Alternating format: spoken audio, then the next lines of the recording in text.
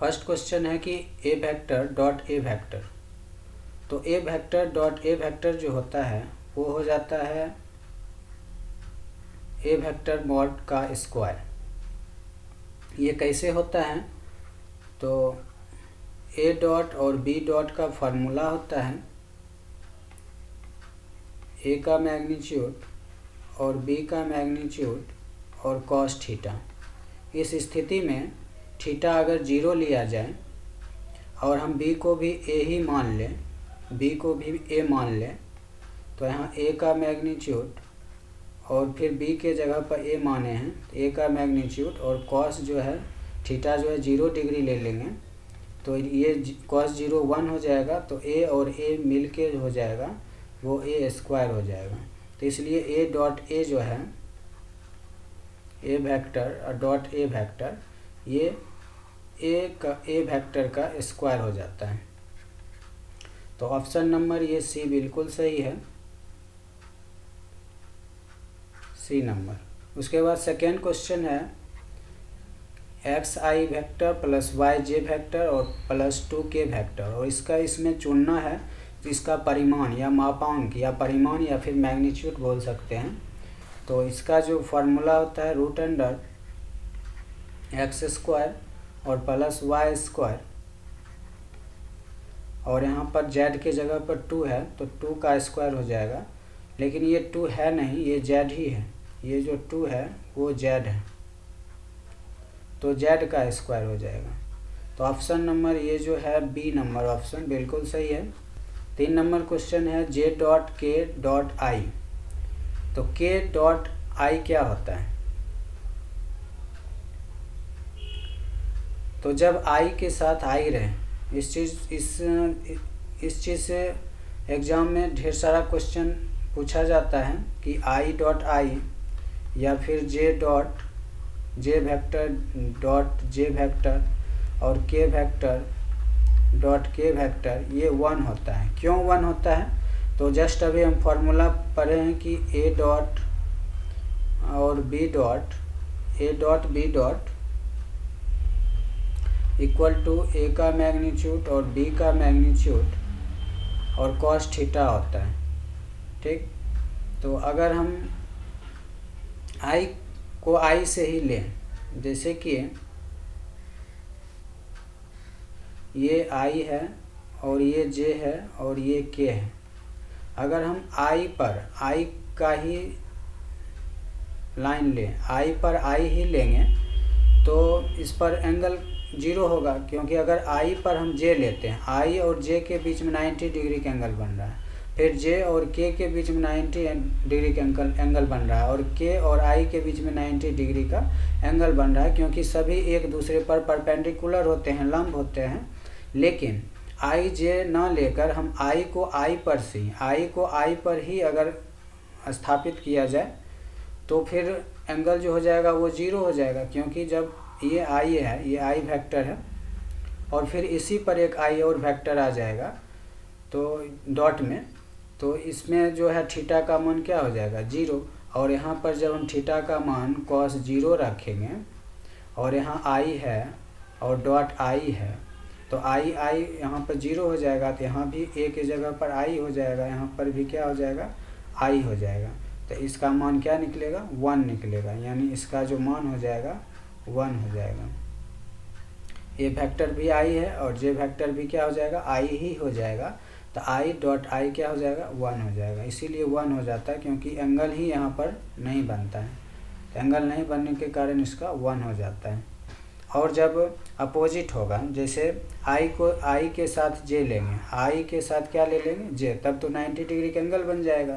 तो आई के साथ जब जे लेंगे तो 90 डिग्री का एंगल बनेगा, तो cos 90 कितना होता है cos 90 हो जाता है 0। अब 0 हो जाएगा तो पूरे ख़त्म हो जाएगा, ये पूरा जो है 0 हो जाएगा, क्योंकि ये जब 0 हो जाएगा तो पूरा 0 हो जाएगा। तो आई और जे जब मिलाएंगे आई डॉट जे वेक्टर तो ये हो जाएगा 0।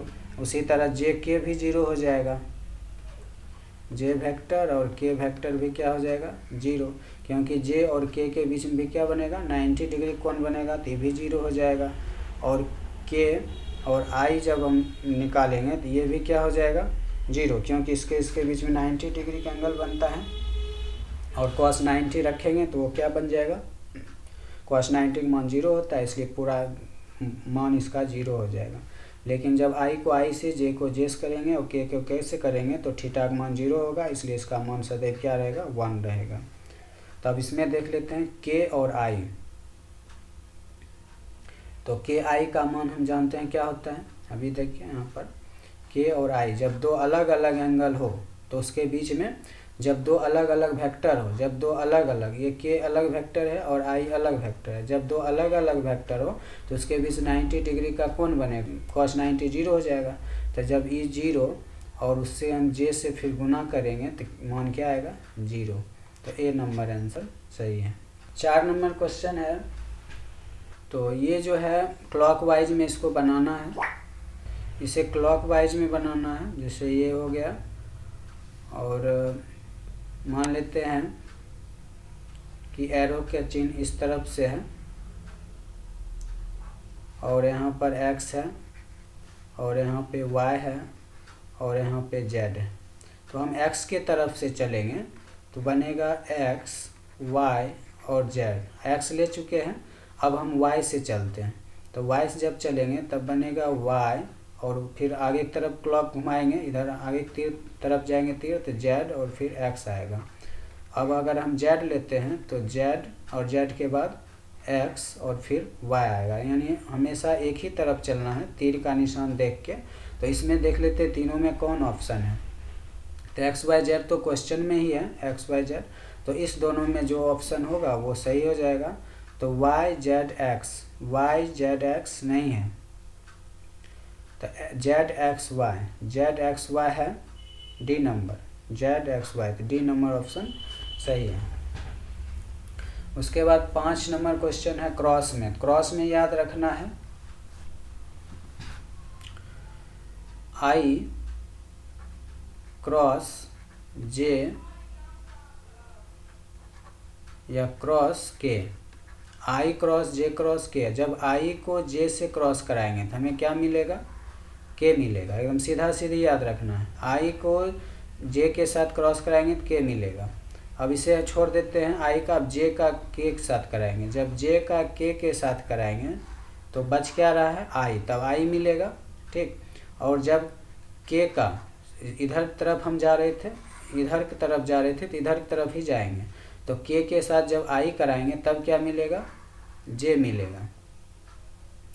और यही जब हम उल्टा कर्म करेंगे, जैसे i है, j है और k है, तो j को i से कराएंगे तब माइनस k मिलेगा, तो k को j से कराएंगे तो माइनस i मिलेगा, और i को i के साथ k को कराएंगे तो माइनस j मिलेगा। तो वो जब विपरीत कर्म में चलेंगे तो माइनस लग जाएगा, और सीधा चलेंगे तो पॉजिटिव में रहेगा। तभी है यहाँ पर i और क्रॉस j, तो शुरू वाला ही लिया गया है ये दोनों। तो i या क्रॉस j, तो हमें क्या प्राप्त होगा, k प्राप्त होगा। ये क्वेश्चन गड़बड़ है, यहाँ डॉट नहीं, यहाँ भी क्रॉस ही है।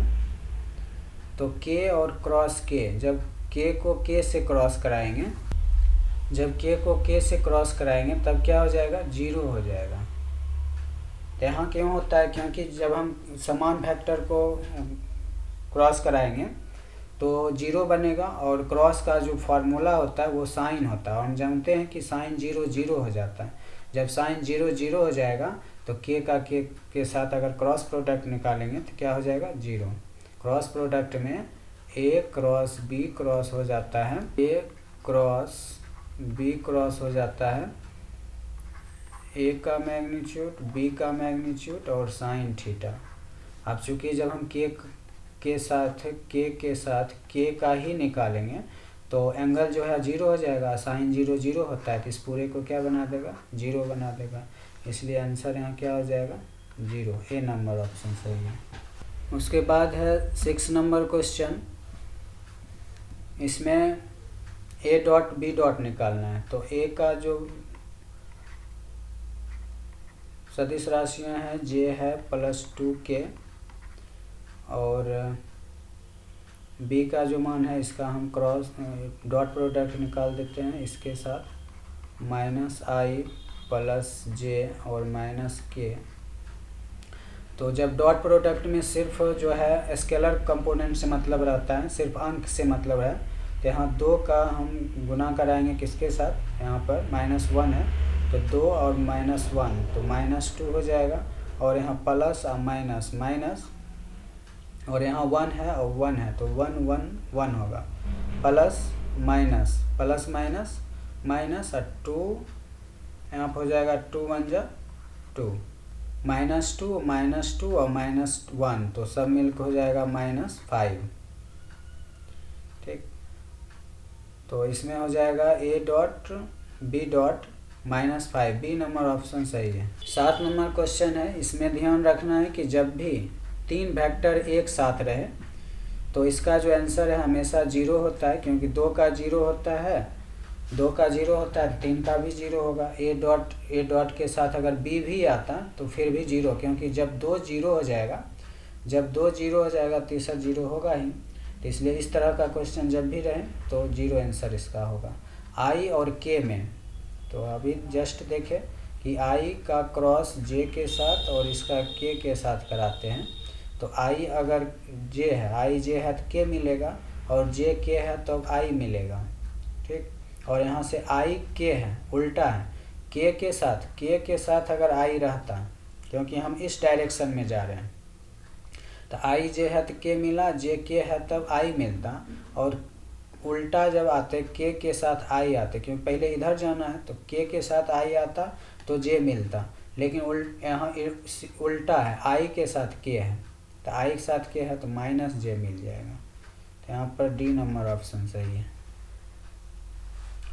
उसके बाद A क्रॉस B जो है, इसका क्रमविन्वय नियम पर ये नहीं होता। जैसे अगर हम डॉट बोले तो A डॉट B को हम लिख सकते हैं B डॉट A, ये क्रमविन्वय नियम का पालन करता है, लेकिन ये क्रॉस प्रोडक्ट क्रमविन्वय नियम का पालन नहीं करता है, कम्यूटेटिव लॉ का पालन नहीं करता है, इसलिए जो है यहाँ पर अगर हम इसे अपोजिट करते हैं तो माइनस लग जाएगा, तो इसका आंसर हो जाएगा B number, -B cross A।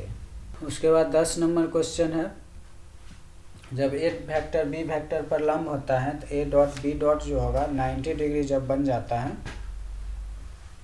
तो हम जानते हैं कि cos 90 कितना होता है, 0 होता है।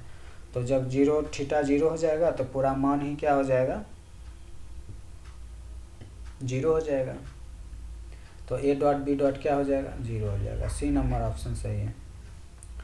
11 नंबर क्वेश्चन है J क्रॉस K, तो J क्रॉस K क्या हो जाएगा, तो सबसे पहले I होता है, तब J होता है, तब K होता है। यहाँ देख लेते हैं JK, तो JK को करने पर क्या होगा, I होगा, और एक I पहले से है तो I और डॉट I, तो डॉट में जब एक ही समान वेक्टर रहता है तो 0 एंगल बनेगा, तो cos 0 कितना होता है, 1, तो इसका मान B नंबर ऑप्शन सही है, 1। 12 नंबर, ये यूनिट वेक्टर है, जब कैप लगा रहेगा इस तरह n पर, जब n पर ऐसा कैप लगा रहेगा तो यूनिट वेक्टर है, और यूनिट वेक्टर का मान कितना होता है, 1, और 1 का स्क्वायर करेंगे तो क्या आएगा, 1 ही आएगा, तो B नंबर ऑप्शन सही है इसका। उसके बाद है अंतःखंड के रूप में तल का मानक समीकरण ज्ञात कीजिए। तो अंतःखंड का जो समीकरण होता है वो होता है x/a + y/b + z/c = 1, तो B नंबर ऑप्शन इसका बिल्कुल सही है।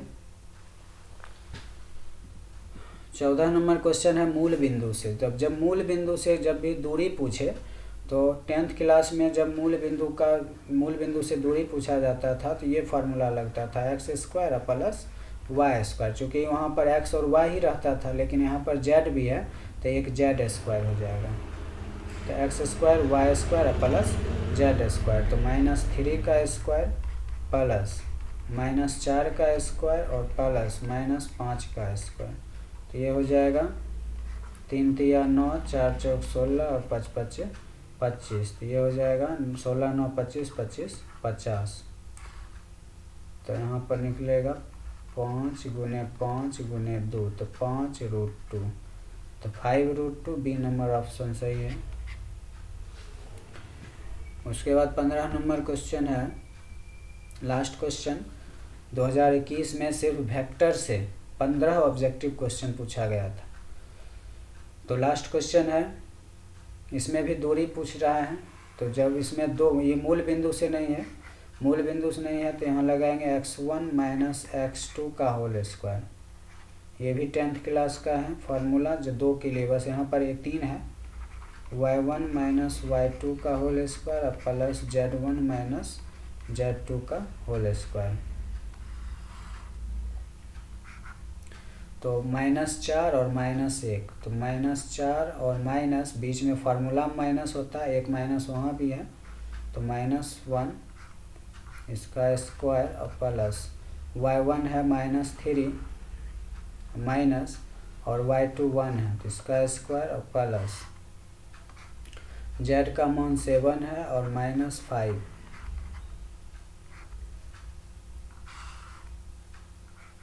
तो -4 और माइनस माइनस प्लस 1 हो जाएगा, तो -4 में +1 गया, -3 और -3 के स्क्वायर हो जाएगा 9, -3 और -1 -4 का स्क्वायर हो जाएगा 16, और प्लस ये 7 माइनस माइनस प्लस हो जाएगा, तो 7 5 12, 12 का स्क्वायर 144, तो हो जाएगा 144 और 25 169, और 169 से बाहर निकलेगा 13, तो ऑप्शन नंबर बी सही है 13। तो इस टाइप के क्वेश्चन पूछे जाते हैं परीक्षा में, इसे अच्छा से ध्यान रखना है। और अगले वीडियो में हम 2022 में जो वेक्टर चैप्टर से पूछा गया क्वेश्चन होगा ऑब्जेक्टिव, वो सॉल्व करेंगे। सारे ऑब्जेक्टिव होने के बाद उसके बाद फिर हम सब्जेक्टिव करेंगे।